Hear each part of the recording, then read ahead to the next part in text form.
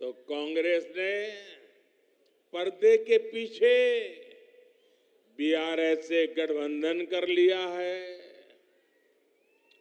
कर्नाटका चुनाव में बीआरएस ने कांग्रेस की जमकर मदद की थी और अब इस चुनाव में कांग्रेस अपना कर्ज उतार रही है, क्योंकि कर्नाटक में भरपूर खजाना ये तेलंगाना की जनता से लूटा हुआ माल कर्नाटका में कांग्रेस को दे दिया गया ताकि वहां कांग्रेस जीत जाए, फिर उसको मिलकर के तेलंगाना में जिल जाए। ये बीआरएस खेल करती है भाइयों। मैं आज पहली बार एक रहस्य खोलने जा रहा हूं। खोल दूं?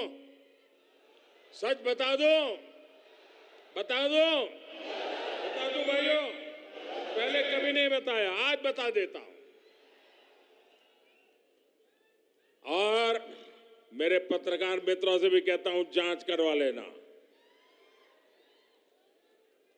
100% सच्चाई बताने आया हूं मैं आज।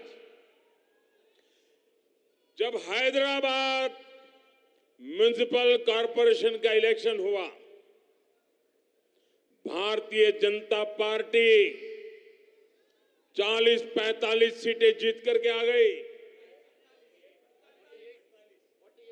48 किसी को बहुमत नहीं मिला। केसीआर को सपोर्ट की जरूरत थी और आपने देखा होगा हैदराबाद कॉरपोरेशन के चुनाव के पहले वो एयरपोर्ट में पूरी फौज लेकर के मेरा स्वागत करने के लिए आते थे, बढ़िया बढ़िया माला पहनाते थे, बहुत सम्मान करते थे, याद है ना? फिर क्या हुआ भाई? अचानक बंद हो गए। अचानक इतना गुस्सा क्यों निकल रहा है? इसका कारण यह है कि हैदराबाद के चुनाव के बाद, ये भी तारीख चेक कर ले मीडिया वाले, वो दिल्ली मुझे मिलने आए, बहुत बढ़िया मुझे शाल उड़ाई, बहुत मुझे आदर किया और इतना प्यार दिखाया, इतना प्यार दिखाया, ये केसीआर के कैरेक्टर में ही नहीं है। और फिर मुझे कहने लगे कि आपके नेतृत्व में देश प्रगति कर रहा है, हम भी एनडीए का हिस्सा बनना चाहते हैं, आप हमें एनडीए में शामिल कर दीजिए। मैंने कहा आगे क्या? बोले हैदराबाद में म्युनिसिपल कॉरपोरेशन में हमारी मदद कर दीजिए। मैंने केसीआर को कहा, आपके कारनामे ऐसे हैं, मोदी आपके साथ जुड़ नहीं सकता है। हैदराबाद में हमें विपक्ष में बैठना पड़ेगा तो बैठेंगे। केसीआर की सरकार हमारे कार्यकर्ताओं पर जुल्म करेगी तो जुल्म सहेंगे, लेकिन हम तेलंगाना की जनता से दगा नहीं कर सकते हैं। भले तेलंगाना की जनता ने हैदराबाद में हमें पूर्ण बहुमत दे दिया, लेकिन 48 सीट भी तेलंगाना का भाग्य बदलने की शुरुआत है।